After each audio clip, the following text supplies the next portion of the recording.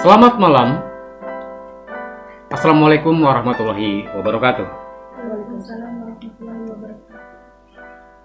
Selamat berjumpa kembali dengan Ngopi Rabu Malam yang kali ini memasuki hitungan ke 150 dengan tema revisi, sidang revisi yang kedua. Dan di hadapan saya sudah ada dua naskah berjudul Keluarga Khadijah dan Panggilan Keramat Makam Sanga, karya Buyung Nuha dan Iis Taulida. Dan saya masih menjadi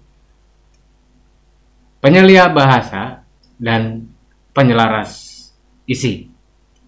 Mari kawan-kawan di seluruh tanah air, kita simak bersama sidang revisi kedua atas dua judul cerpen karya Buyung Nuha dan Iis Taulida.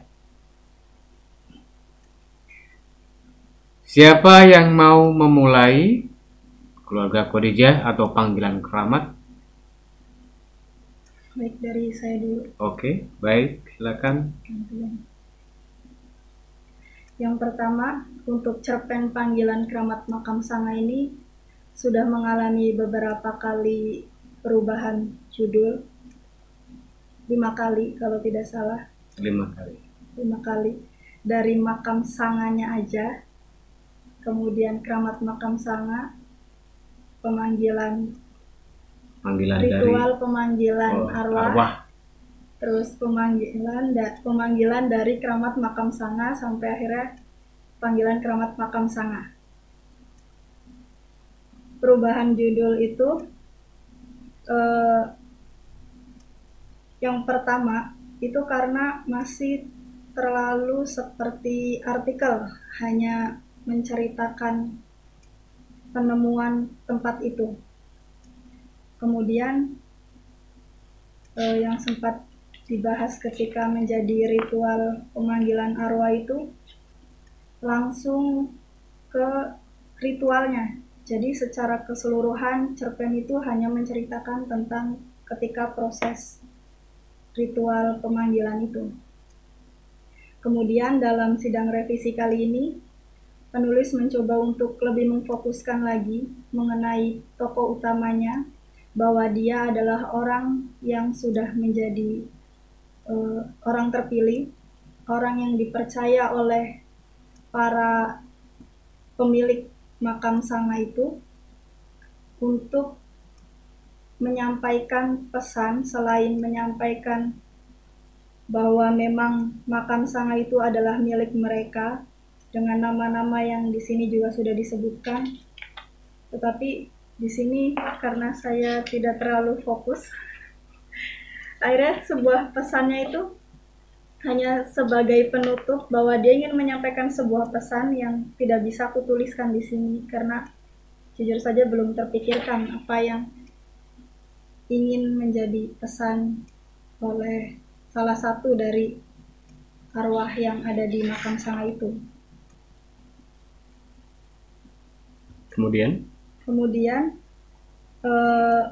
di sini ada perubahan alur yang awalnya langsung ke ritual. Di sini diawali dengan mimpi dari tokoh utama itu. Jadi dibuka dengan mimpi yang berulang-ulang terjadi dan seperti puzzle karena di tempat yang sama. Kemudian tanpa sengaja, secara kebetulan dia diajak ke makam sanga itu dan merasa bahwa itu adalah tempat yang ada di mimpinya.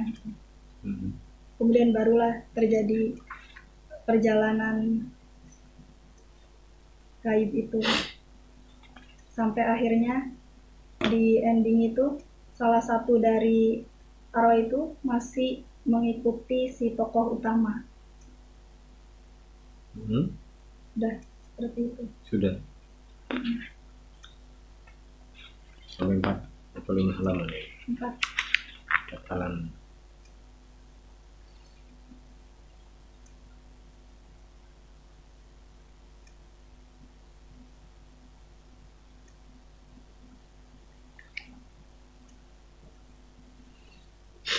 lebih menariknya di mana dibanding yang kemarin?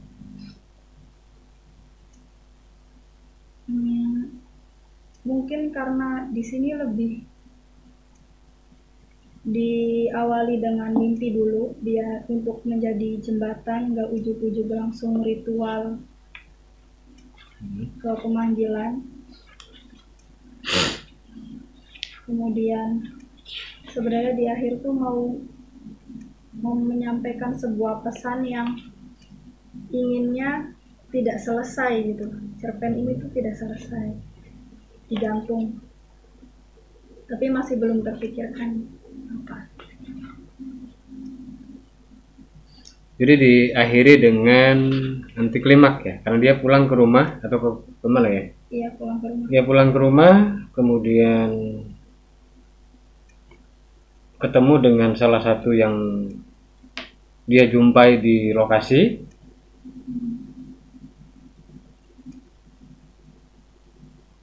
Tetapi di stop dengan dugaan bahwa dia akan menyampaikan pesan tertentu, tapi entah apa Iya. tidak bisa dituliskan di sini. Nah,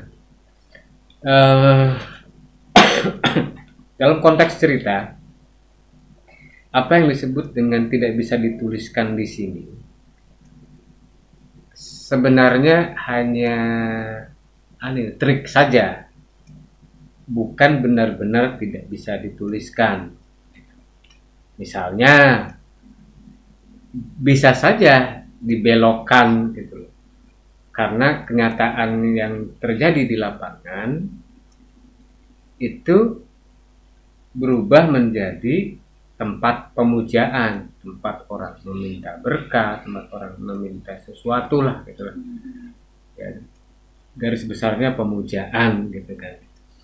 Dan salah satu tokoh yang datang dalam mimpinya itu sebenarnya bisa saja gitu menyampaikan pesan yang dimaksud, karena sudah jadi mereka yang tidak merasa ingin dieksploitasi. Kalau sudah dimakamkan ya sudah saja gitu kan. Tapi kemudian orang-orang yang menemukannya mengubah persepsi, mengubah orientasi, mengubah sudut pandang juga, sehingga terjadi komersialisasi, terjadi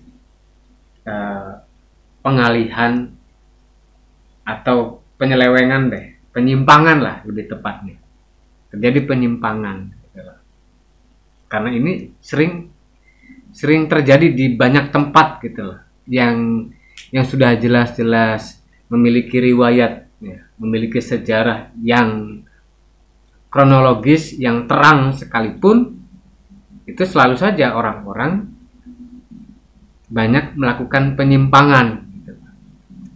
Misalnya bagaimana Gunung Kawi gitu kan. Ternyata ada dua tempat, yang satu untuk positif, satu untuk negatif. Tapi orang lebih mengenalnya Gunung Kawi sebagai tempat pesugihan. Begitu juga dengan ritual seks bebas di Gunung Kemukus misalnya. Antara riwayat yang sesungguhnya dengan kejadian berikutnya sampai hari ini itu kan sudah mengalami pembiasan gitu. Nah, kalau karena makam ini baru ditemukan tetapi kemudian cepat berubah menjadi disimpangkan menjadi apa gitu kan. Karena masyarakat kita kan masih animis dinamis ya. Ketika menemukan sesuatu yang tidak biasa, batu batanya berukuran besar, makam juga berukuran besar, tertanam di bawah tanah, kemudian jumlahnya 9, ini kan sudah sudah kemana-mana. Sebenarnya imajinasi atau hayalan atau sesuatu yang melatari penemu makam tersebut yang kemudian berpikir bahwa ini bisa dijadikan Positifnya objek wisata religi misalnya, objek wisata religi, tetapi kemudian kan orang-orang tidak mungkin datang ke tengah sawah yang berisi 9 makam untuk berwisata. Ya meskipun beberapa bagian itu kan ditata ya, ada bangunan kuncennya, kemudian ada tata cara orang untuk masuk dan sebagainya. Gitu kan. Ini kan belum jelas asal usulnya seperti apa. Gitu lah. Kalaupun mau dikeramatkan misalnya, dengan urusannya atau silsilahnya dengan Sunan Gunung Jati misalnya, Mbaku Cirebon dan lain-lain itu seperti apa, belum ada yang bisa menjelaskan itu kan, sehingga kemudian tujuan untuk mengeramatkan tempat itu dari mana mulainya, bahwa ini keturunan kesekian atau keturunan kesekian dari Sunan Gunung Jati atau dari Mbaku Cirebon, dari mana gitu kan. Nah ini yang kemudian bisa dituliskan sebagai pesan dari seorang tokoh yang datang pada mimpi itu.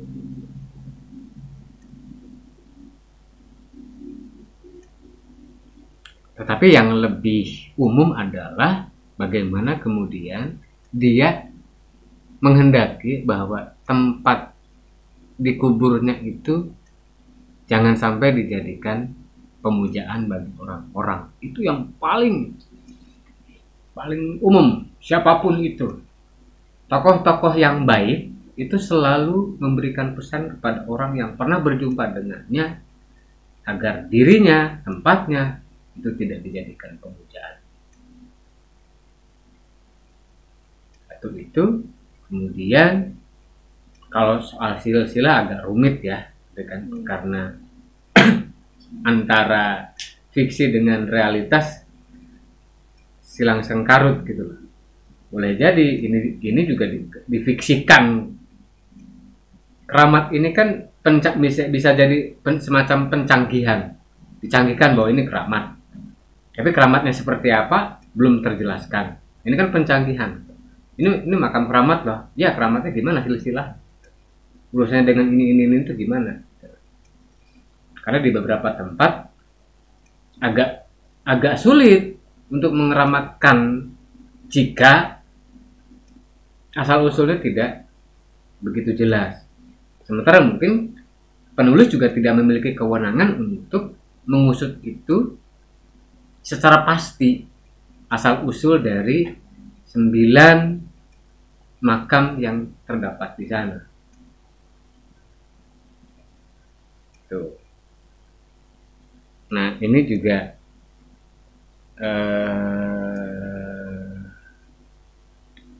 ini ada berasal dari abad ke-11 12 sebelum Masehi ya. Wah, ini sebelum Masehi zaman purba ya. Zaman apa? Zaman Romawi kuno.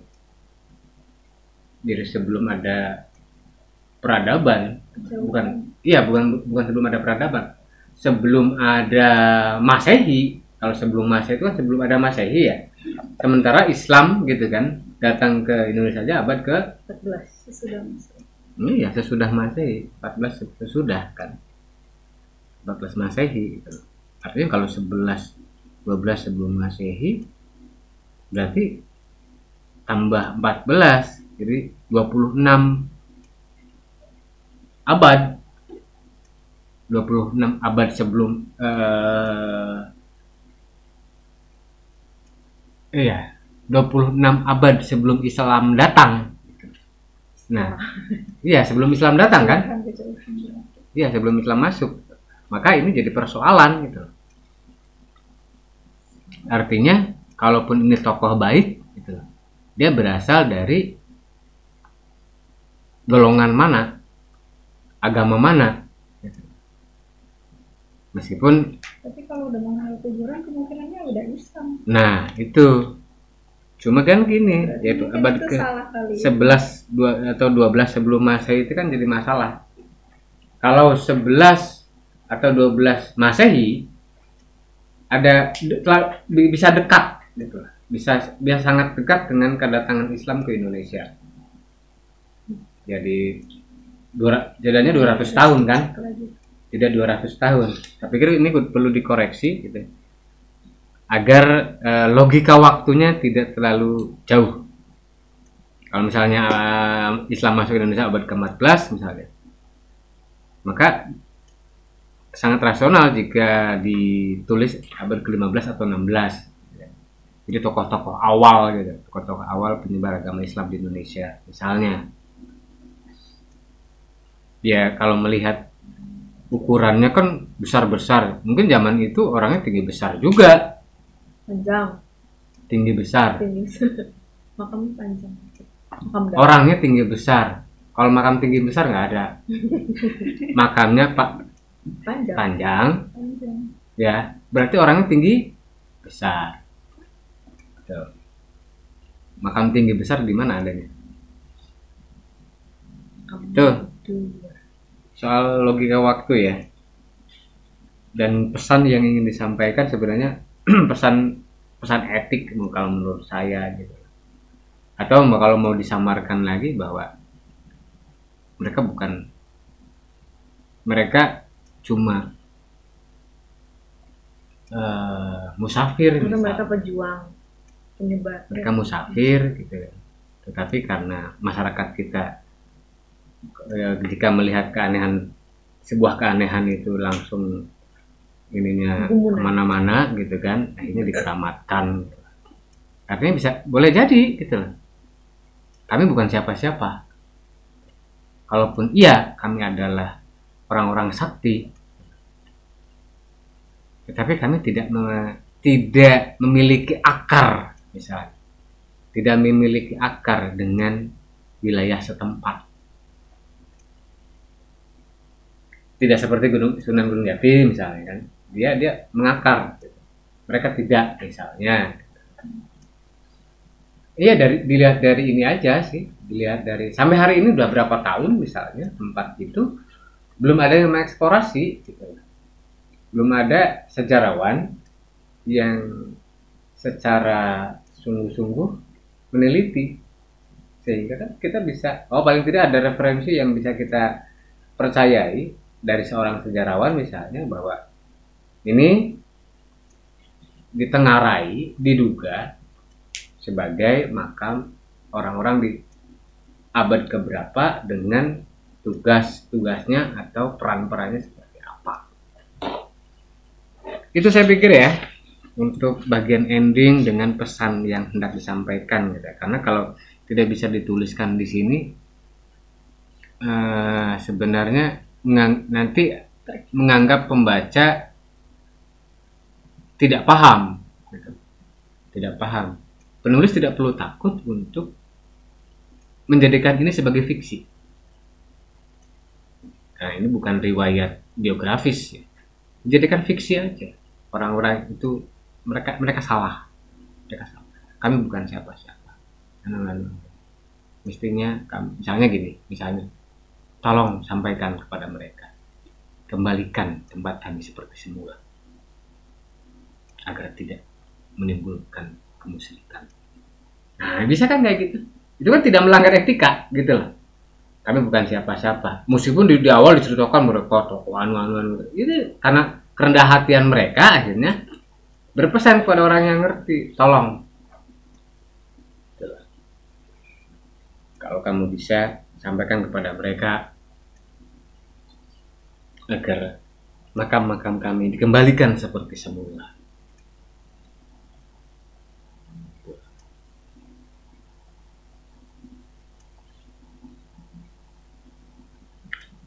Itu ya. Oke. Di panggilan keramat makam Sanga bisa menambahkan barangkali apa? Kalau tidak ada berarti langsung kepada keluarga Khadijah. Silakan.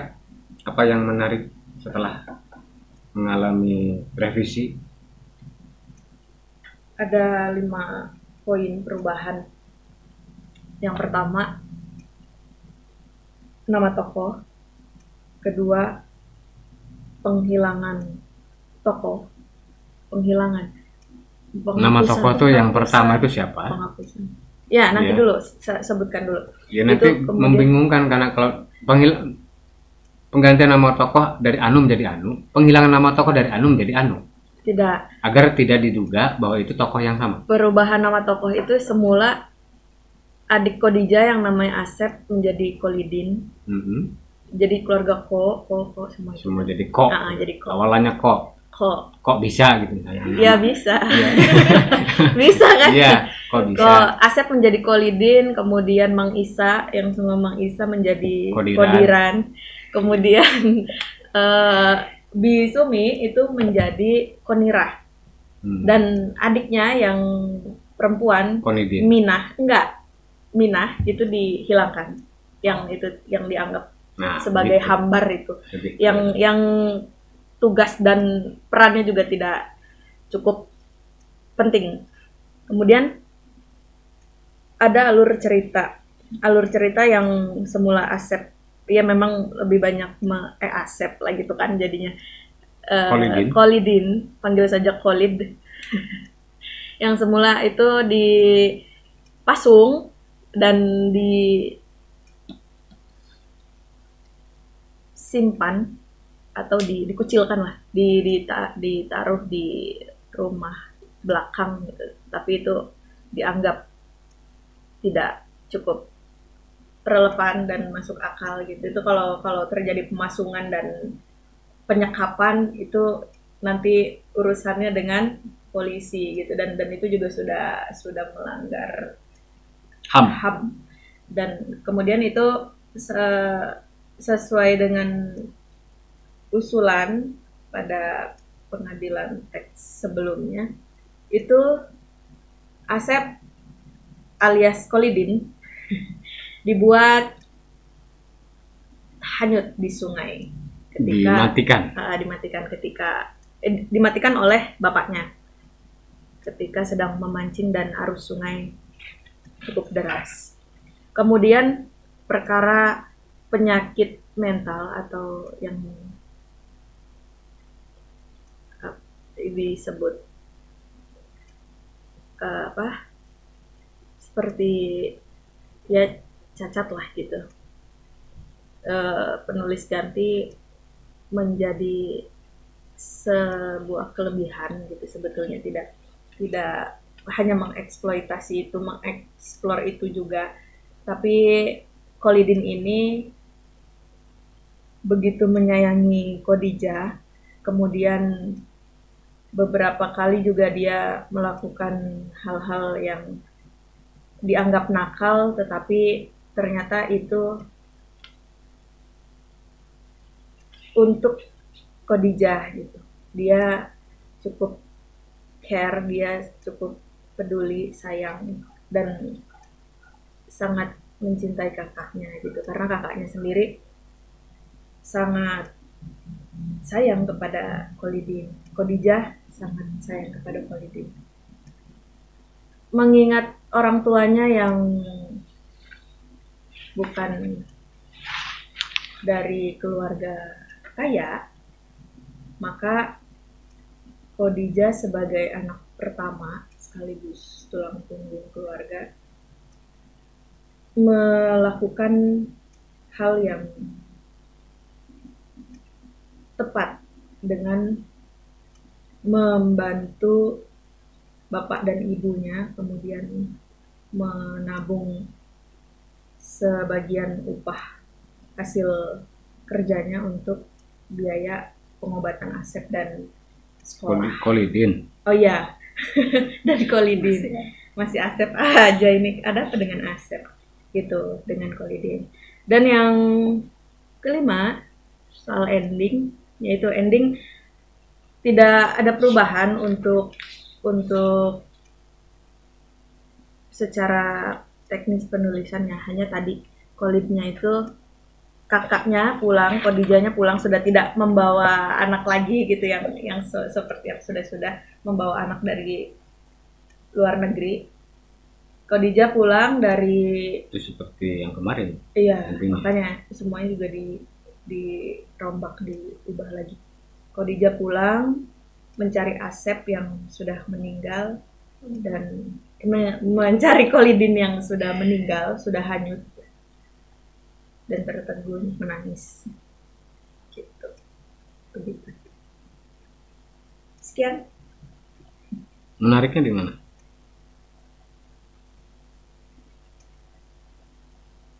Iya, lebih masuk akal aja daripada yang sebelumnya. Menariknya, Khadijah mendapatkan porsi banyak untuk melakukan hal yang dianggap sebagai tanggung jawab lah, anak pertama. Jadi tidak melulu membicarakan Khalidin. Jadi Khadijahnya juga ditempatkan sebagai tokoh yang protagonis. Gitu. Lebih banyak dapat porsi. Iya. Kemudian bertentangan dengan bapaknya Qadiran yang sangat membenci Khalidin sebagai anak yang dianggap tidak cukup. Gentong beras itu namanya pedaringan. Harus ke pedaringan? Ya, karena gentong tuh untuk air. Bahwa pedaringan bisa untuk air ya, tetapi fungsinya untuk wadah beras. Oke. Soal nama, bentuk mirip, nama berubah fungsi, berbeda fungsi. Pedaringan itu pastilah wadah beras. Kalau gentong belum tentu wadah beras karena dia biasa digunakan untuk mengisi wadah air. Pedaringan itu bahasa Indonesia. Ya, daringan.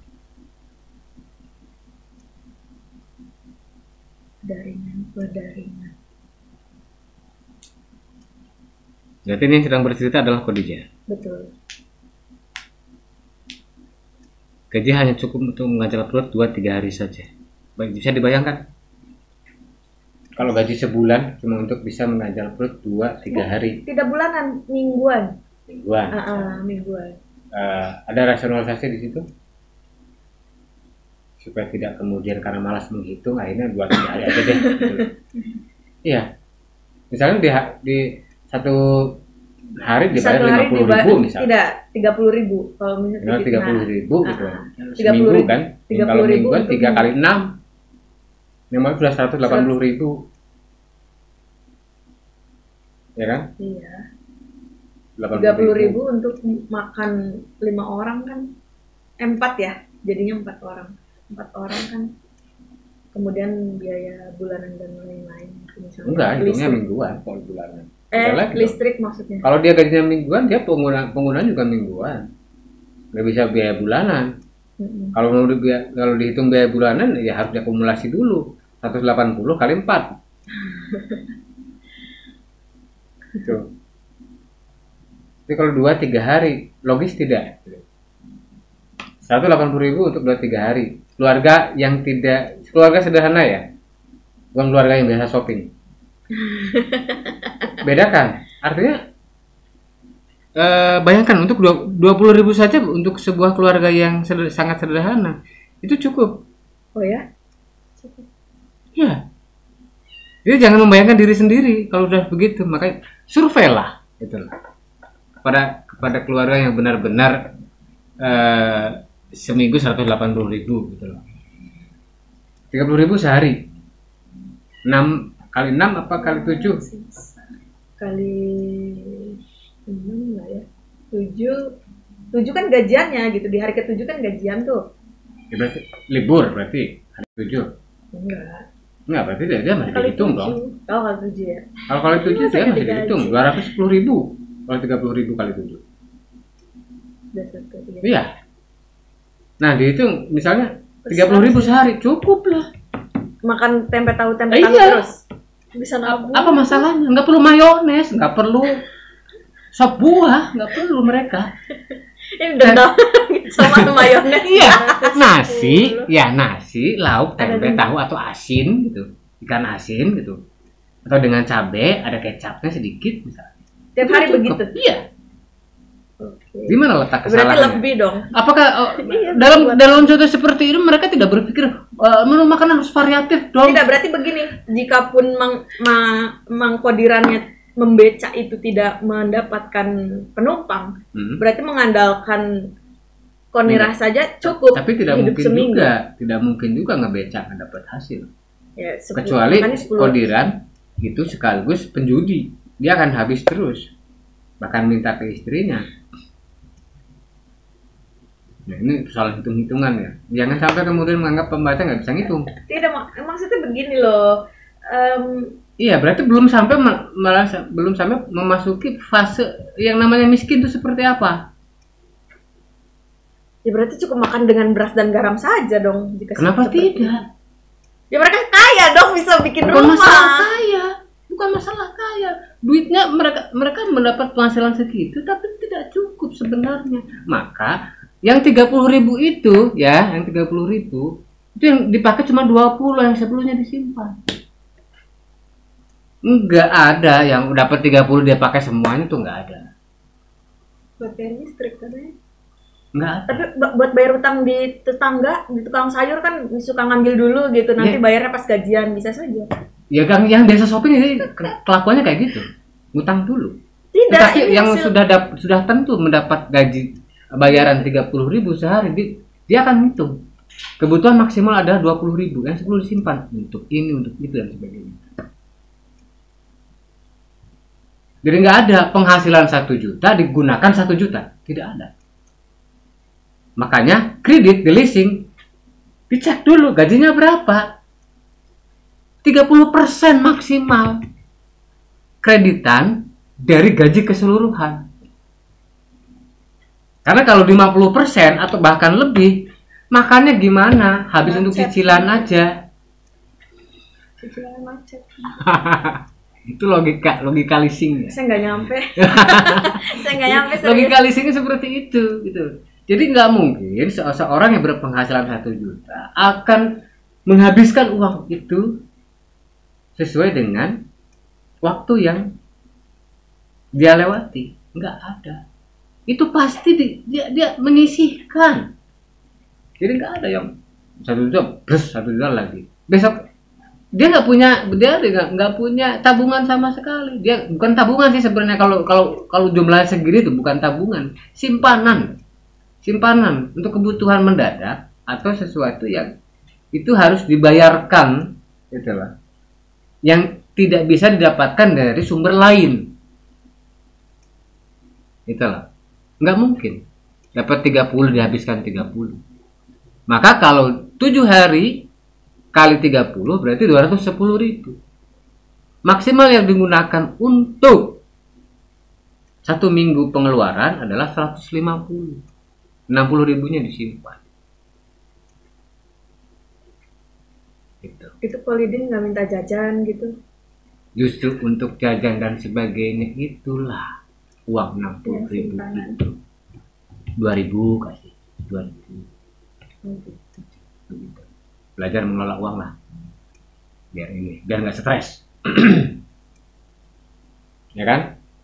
Ya itu. Lantas Ya saya teringat dengan logika leasing lah gitu. Leasing tidak bisa menerima aplikasi dari calon nasabah yang cicilannya 800 sementara gajinya 1.500.000. Nggak bisa. Karena itu 50% lebih dari 50%. Sementara maksimal kreditan itu harus maksimal 30% dari gaji yang ini kan upah didapat. nyuci ya, upah nyuci anak, upah nyuci itu, cucian. 30.000 terlalu mahal nggak sih? Nyuci 10.000 kan, 15 lah. Ya makanya logika untuk Kalau sampai dia ke aja sekilo sekarang 7.000. begini, uangnya yang mau dikurangi atau pekerjaan yang ditambah supaya menjadi logis 30.000. Dikurangi.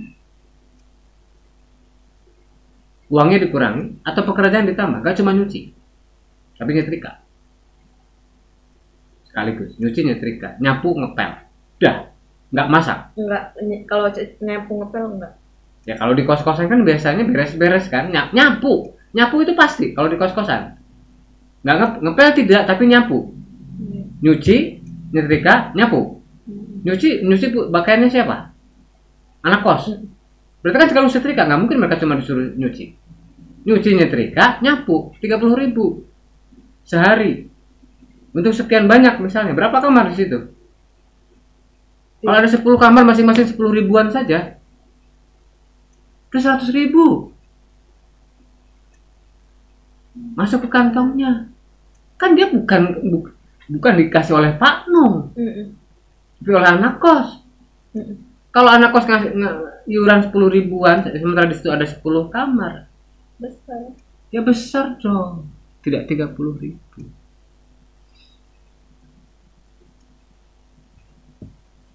Makanya harus ini juga dilacak ini.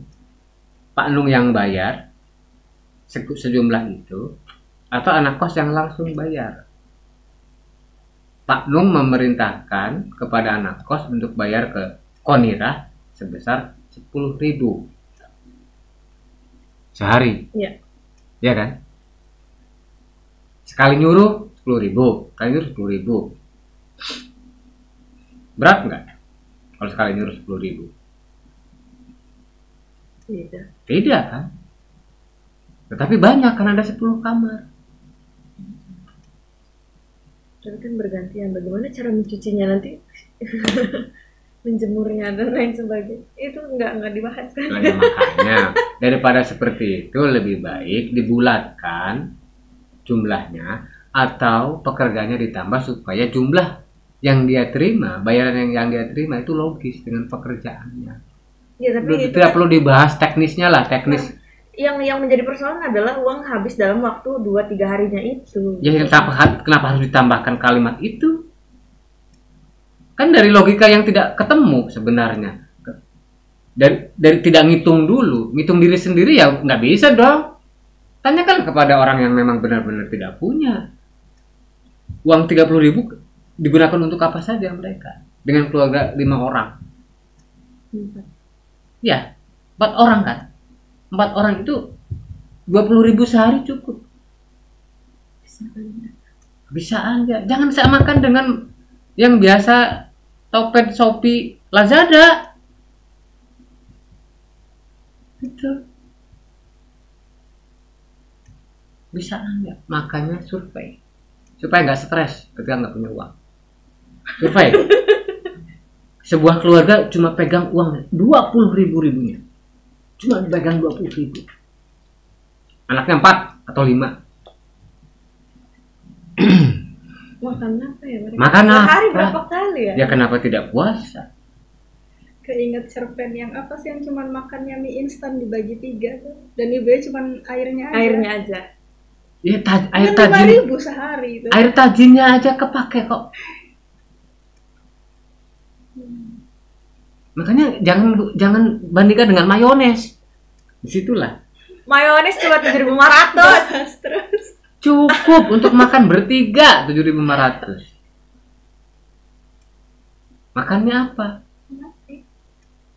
Yang penting nasinya, berasnya beras apa? Bukan beras Cisadane, bukan beras Fulen, beras IR, bahkan Menir. Dikiranya belum pernah ya makan nasi Menir? Belum pernah ya? Pernah. Pernah. Dan itu udah ada kutunya, ada belatunya, pernah. ada gitu-gitunya. Dirasakan enggak? Diinget-inget enggak? Itu berapa harganya? Tidak mau diingat. Jadi bagaimana kemudian kita bisa merasakan kemiskinan kalau hitung-hitungannya adalah hitungan hari ini? Ini perkara tidak bisa berhitung saja. Ya, tapi ini juga butuh penghayatan. Jadi logikanya jangan logika gaji 3 juta. Logikanya jangan begitu. Logika gaji 210.000 seminggu dikalikan 4 berarti berapa? 840 sebulan. 840. Saya tolol banget ya. Tukang becaknya masa nambahin jadi sejuta Ya. nggak bisa. Bisa. Dalam sebulan 200.000 masa nggak bisa.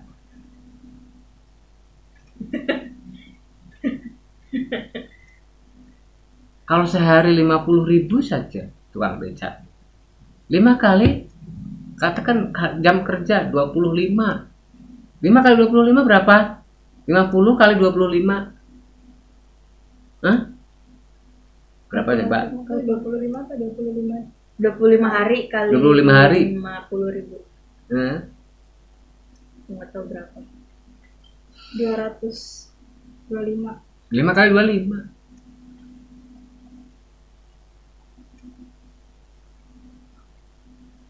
Kalau kali 30 aja 1,5 juta.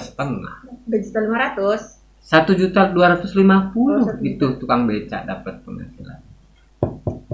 Tambah berapa? 840. Ya banyak. Sugi ya. Ya bukan sugi, tidak kekurangan makan. UMR lah. UMR berapa sih? 2 juta. 22. Iya segitu ada 2. Iya. Ya gimana ya? Terus Iya makanya jangan dipecah-pecah. Seminggu cuma bisa buat makan 2-3 hari gitu. Gaji seminggu cuma untuk bisa buat makan 2-3 hari. ya kan makannya banyak sehari 3 kali, 4 kali gitu loh. Nggak ada orang miskin makannya rowok tuh nggak ada. Catat ya, nggak ada. 1 telur aja dibagi 4. Paling sedikit. Sehari makan berapa hari? Sehari makan berapa hari? Berapa kali? Iya, berapa kali? Mau pegang prinsip 4-5 sempurna. Tidak. Ya 1 kali lah. 1 kali apa? Kebanyakan. 2 kali tuh Terus udah gitu mereka makan cuma untung. 1 kali. Ya. Nggak ngemil, nggak ada. Makanya nggak ada urusan dengan mayones, nggak ada. Nggak kenal mayones, nggak kenal keju, nggak kenal keju. Nyari tambahannya itu misalnya singkong, nyari singkong di kebun tetangga, geguris, tau nggak geguris? Orang habis panen, kok masih ada sisaan. Nah itu yang diambilin, yang kecil-kecil gini. Tuh. Terus jadi Nyari tambahan. Ibu-ibu nyari beras ngupudin nasi, beras yang yang rontokan yang diangkut-angkut gitu tuh kan ada beras jatuh gitu terus dikumpulin. Ya, kenapa tidak? Tidak. Kenapa tidak? Kemudian kenapa gengsi? Ya barangkali tidak logik, tidak logis gitu. Tidak logis gimana? Makanya sudut pandangnya harus iya, ditentukan gitu. dulu semiskin apa ini. Itu loh. Ya B aja sih sebenarnya. Kalau B aja kan menjadi tidak ini gitu loh. Tidak istimewa. Makanya daripada menuliskan hanya cukup itu mengganjal perut 2-3 hari saja. Ini nggak jelas. 10.000 sehari baru logis. Itu kan sangat sulit. Tapi kalau bapaknya itu narik becak, ya nggak juga. Tetap bisa. Kalau kayak gitu tuh. Apalagi Khadijahnya juga kan kerja juga. Makanya jangan simplifikatif. Pokoknya miskin aja. Miskin tuh ada kategorinya. Ada perilakunya. Perilaku keluarga ini kalau makan sehari cukup 20.000, cukup 30. Bayangkan. Iya, saya tidak wawancara orang miskin. Nggak perlu wawancara. Nggak perlu. Jadi hanya membayangkan saja. Nggak perlu wawancara, YouTube banyak. Menonton bedah rumah juga, yang banyak gini. Masalahnya Terbayang. menghitung Terbayang. penghasilan dan pendapatan. Makanya, tapi lebih baik lagi observasi. Berarti kan ini rutin. Apalagi ini rutin. Sementara orang nyuci baju itu kan tidak rutin juga gitu. Iya, betul. Tetapi menyederhanakan dengan hanya cukup untuk 2-3 hari makan gitu loh. Sementara bapaknya ngebecak kemudian si Khadijahnya kerja. Tapi nggak beca juga kan sepi pilot beca tuh. pilot beca. Ya jangan berdebat dong. Tentukan perspektif mereka penghasilannya berapa sehingga bisa dikategorikan miskin. Itulah. Miskin itu dari mana? Ukurannya apa? Penghasilan 1 juta sebulan untuk menghidupi 4 orang. Boleh jadi. Tapi kan mereka tetap bisa makan.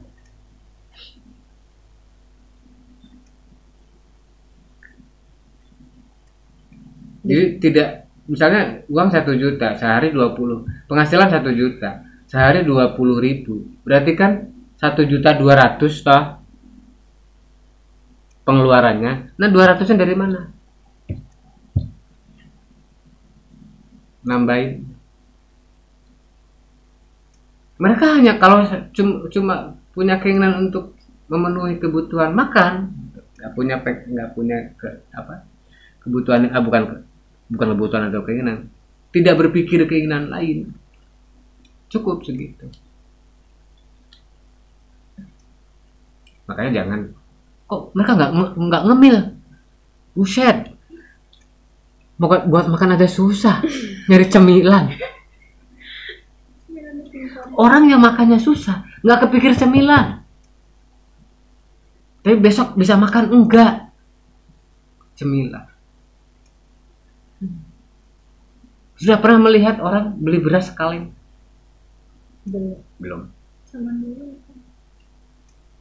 Enggak sekilo-kilo acan, sekaleng, cuma untuk dimasak saat itu, hari itu. Belum. Orang yang godok batu juga belum. Nah, makanya harus yang rasakan. Balik ke Umar. Godok batu, Ya. ya. Anaknya nangis. Batunya kan panas tuh, diangkat terus kasih telur. Mateng telurnya. Ya Allah. Itu wisata bencana maksudnya. Naruh telur di lahar. Iya. Iya. Biar ada rasa belerangnya.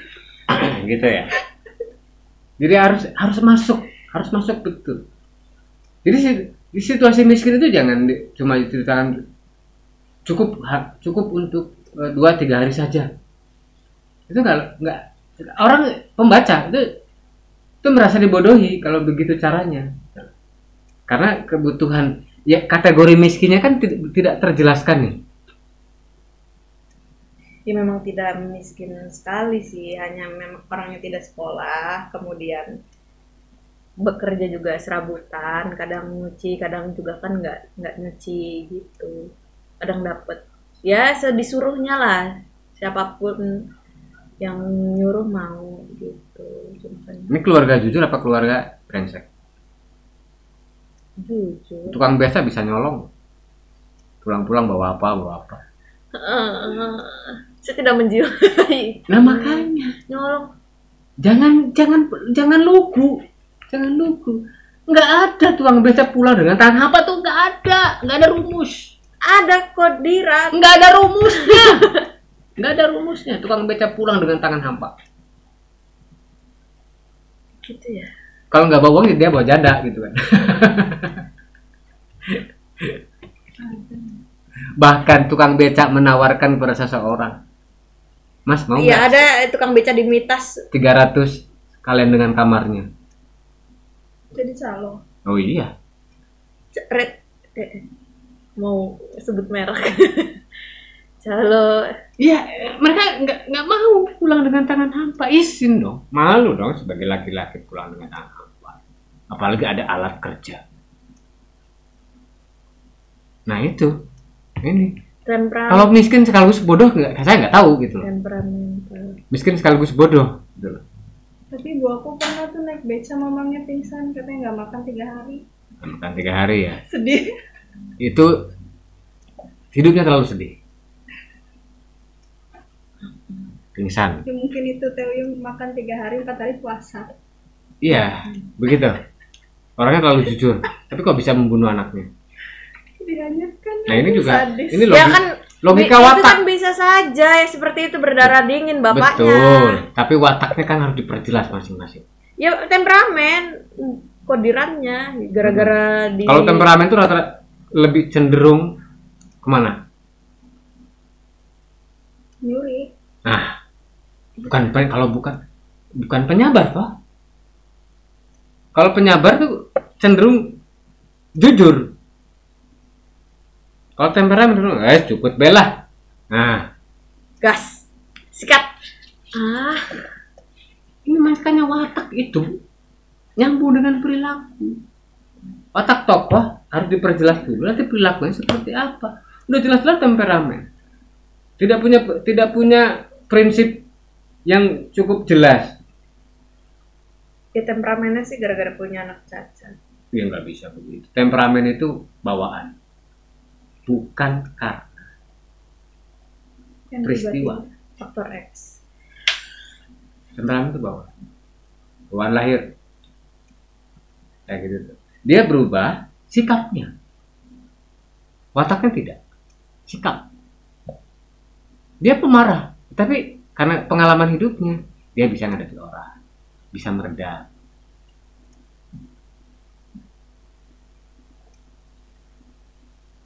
Kalau temperamen bodoh pula, tentulah lebih dekat dengan kejahatan.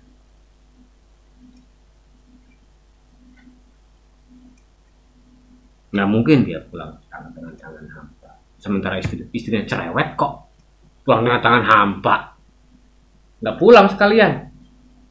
Gimana sih? Ya kan?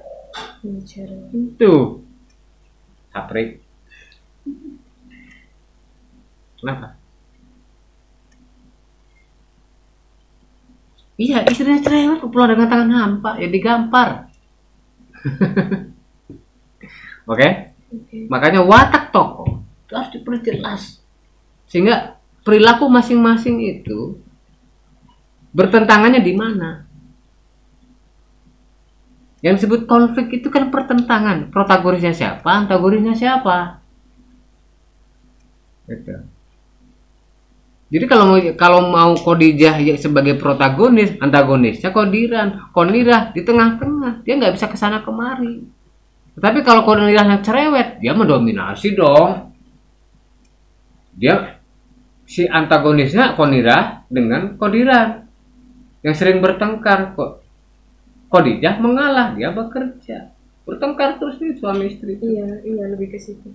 Ya tunjukkan di mana letaknya. Nah, misalnya Qadiran punya perilaku bukan punya kebiasaan judi misalnya. Tukang beca, sopir angkot biasa itu loh. Gak ada penumpang, judi akhirnya. Nyari yang gampang. Mabok, minum-minum. Gitu. Jadi harus diperjelas. Ini bukan keluarga baik-baik saja. Kalau keluarga bukan baik-baik saja, maka problemnya mencolok. Qadiran yang suka judi, padahal dia cuma tukang beca, kan terbawa pergaulan oleh para tukang beca yang lain. Dia dapat penghasilan nggak pernah nyampe utuh ke rumah. Sekalinya dia dapat dari hasil judi, gitu. Pakai buat mabok, ke rumahnya cuma dikit. Makanya Konirah cerewet karena tahu kelakuan Qadiran yang demikian. Nah ini jangan ambigu. Kalau keluarga bukan baik-baik gitu loh, ya harus ditonjolkan, harus menonjol karakter masing-masing. Semua punya sejarah yang buruk, punya sejarah tidak baik. Jangan samakan dengan orang berpendidikan, nggak bisa. Sesama orang berpendidikan saja susah ketemu, apalagi orang yang tidak. Kecuali misalnya dia pikniknya jauh, pengalamannya banyak, dia pembelajar yang baik, tentulah tidak akan terjadi peristiwa seperti ini.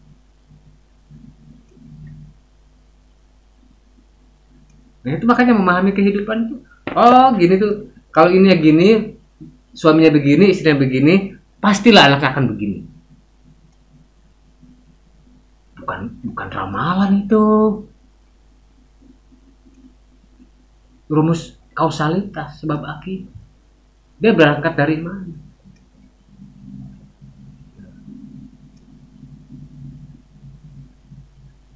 Jadi kalau Kodiran yang temperamen dan suka judi, Kodirannya cerewet, tentulah itu memalingkan banyak rezeki.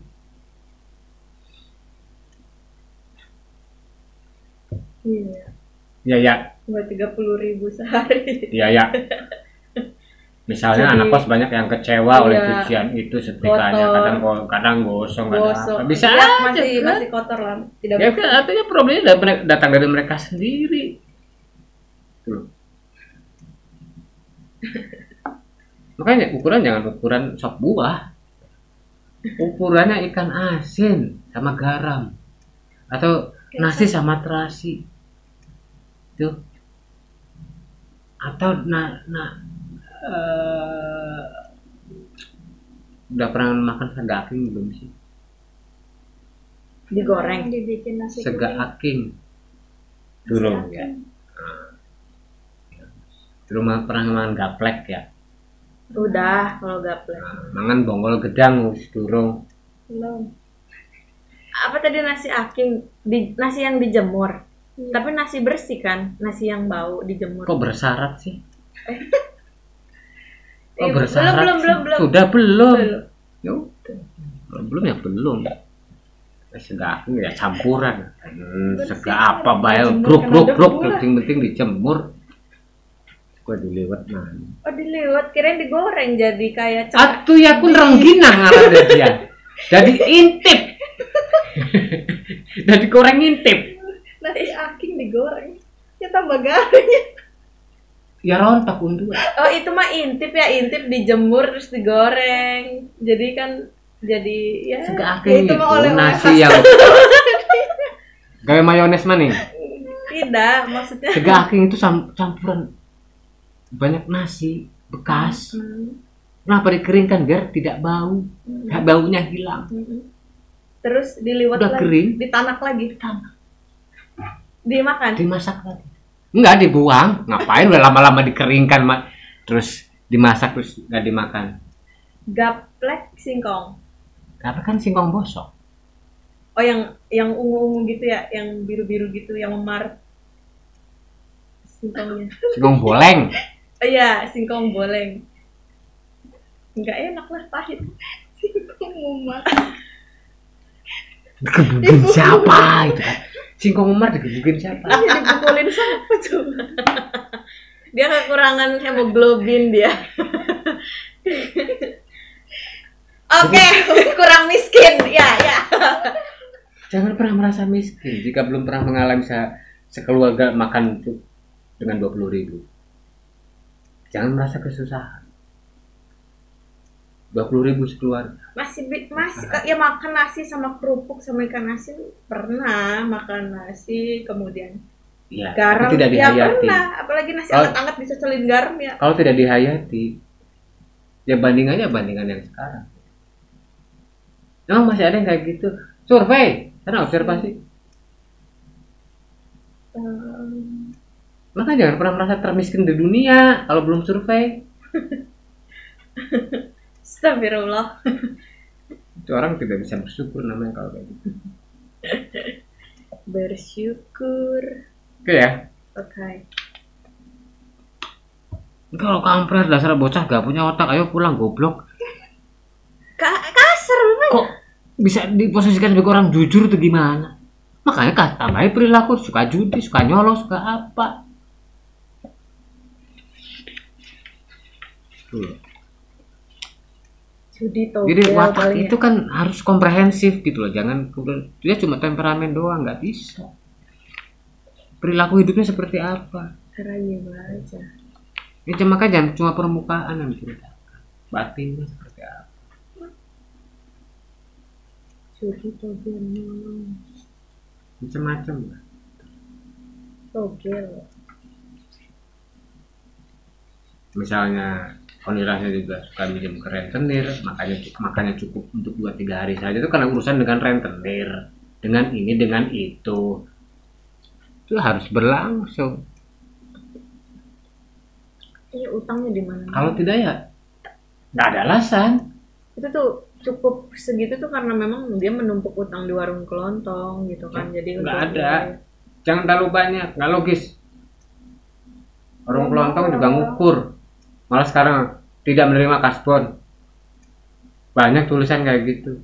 Tetapi dengan rentenir, dengan bank titil, bank Batak misalnya, sangat mungkin minjam 100, admin 10, dapatnya 90. Admin. Iya kan? Iya. Nyicil setiap hari 1000. Karena menganggap sepele 1000, akhirnya diakumulasi mingguan jadi 7.000. Sebenarnya nggak cukup karena nggak tertib. Ya. Nah itu yang jadi masalah. Ditagih bank titil, Batak. Bang titil. ya begitulah. Artinya kalau mau kehidupan kalau dibikin orang melarat begitu. runyam sekalian dong, jangan nanggung. Jangan mereka miskin nggak bisa makan. Itu nggak real itu. Miskin nggak bisa makan, orang kaya juga bisa nggak bisa makan. Ada yang nggak bisa makan. Susah makannya. Jadi ukurnya bukan ukuran luar permukaan saja. Ini soal mental, perilaku terbentuk bertahun-tahun, nggak sehari 2 hari. Miskinnya mereka. Nah, kalau penulis mau kemudian menyelipkan pesan-pesan atau nilai-nilai, ini dari perilaku seperti itu kan hasilnya akan jadi seperti itu. Perilaku macam apa, kemudian hasilnya nanti seperti apa. Jadi urutannya itu jangan ngambang semua. Watak tidak boleh ngambang, konflik juga tidak bisa serta merta. Kenapa misalnya Kodiran benci sama Kolidin gitu loh. Dia curiga istrinya selingkuh dengan siapa, dia melakukan itu, kelahir cacat pula, sementara Khadijah lahir sempurna. Waduh, kompak gitu. Jadi jangan, padahal istrinya tuh menyalahkan suaminya karena ketika hamil Kolidin gak bisa jaga mulut, ngomong kasar, kemudian bertindak sembrono gitu. Sering mengumpat gitu kan. Persoalan itu tidak sederhana. Jangan cuma satu hal, jangan cuma satu sebab. Gara-gara omongan, gara-gara kecurigaan, bisa kemana-mana. Hidup ini nggak lempeng. Rel kereta aja belok-belok, jalan tol juga nggak seluruhnya mulus. Jadi misalnya yang si Kodiran yang tidak bisa menjaga mulut lah, kecurigaan terhadap Konirah yang selingkuh dengan kawan orang yang minjamkan uang lah dan sebagainya, sangat mungkin. Ini keluarga kacau kok, sehingga ketika dia membunuh anaknya sendiri juga sangat mungkin. Itu logika perilaku yang menyebabkan orang bisa menyambungkan bahwa peristiwa tertentu itu logis, bisa diterima karena perwatakan sebelumnya.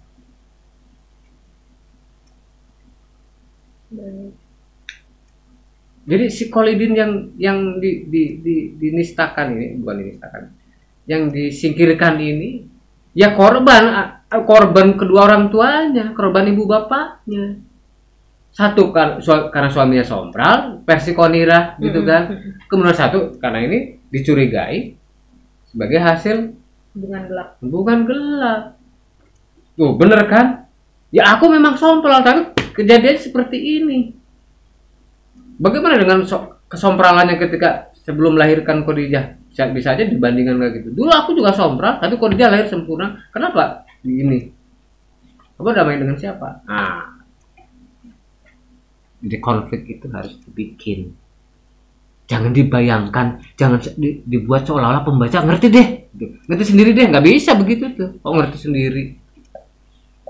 Pembaca itu pengen diceritain, pengen didongengin gitu loh. Jangan ya udah gitu dongeng kayak gitu. Nggak bisa. Terus detail. Karena nanti banyak pertanyaan. Ini gimana? Ininya gimana? Ini gimana? Kalau kita mendongeng di hadapan anak-anak, mereka kritis loh. Logikanya jalan. Mereka mengikuti alur itu dan logikanya jalan. Kok ininya nggak dibawa? Kok ininya nggak diajak? Kok ininya begitu? Kok ini pasti akan begitu. Diperbaiki lagi. Perwatakan yang nggak jelas. Perwatakan memunculkan perilaku, menimbulkan pertentangan satu sama lain. Khadijah yang mengetahui ibu bapaknya kayak gitu, saya satu brengsek, satunya bangsat misalnya. Ya sudah, dia ngambil jalan tengah, bekerja untuk adiknya yang jadi korban pertengkaran ibu bapaknya itu. Oleh ibu bapaknya kan disingkirkan. Sedih ya dibayangin. Sudah. Ya berarti waktu menuliskan tidak membayangkan itu ya? Tidak sedih. Oke, Tidak sesedih itu. sekarang. Makanya bikin cerita tentang kemiskinan jangan sambil makan mayones. Catat. Makan gaplek, makan sega akil, gimana rasanya? Atau makan nasi yang sudah bau, makan makanan yang sudah berlendir, dihayati. Tuh baru bisa masuk. Jadi jangan sambil nonton YouTube. Nonton YouTube apa? Yang hiburan-hiburan. Ya nggak nyambung. Artinya hati pikiran dengan apa yang dikerjakan nggak ketemu. Betul. Nah, udah cukup kalau jawabannya begitu. Revisi lagi. Baik, siap. Baik, kawan-kawan di seluruh tanah air, demikian revisi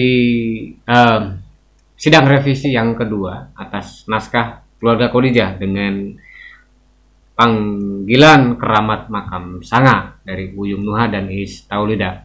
Semoga ada manfaat yang bisa kita ambil bersama. Mohon maaf. Terima kasih. Insya Allah kita berjumpa di kesempatan mendatang di Ngopi Rabu Malam ke-151. Selamat malam.